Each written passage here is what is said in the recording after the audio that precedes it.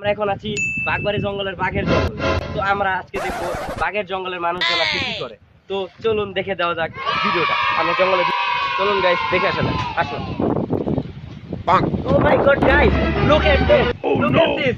দেখুন দেখুন দেখুন এখানকার মানুষের কার্যকলাপ।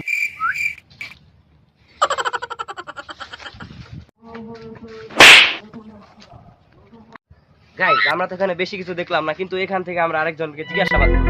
তো ওই দেখুন দূরে একজনকে দেখা যাচ্ছে, দুই তিনজন ছেলেকে দেখা যাচ্ছে, তাদেরকে আমরা জিজ্ঞাসা করবো। চলে আসুন আমাদের সাথে। ও ভাই, আপনি এখানে কি করছেন?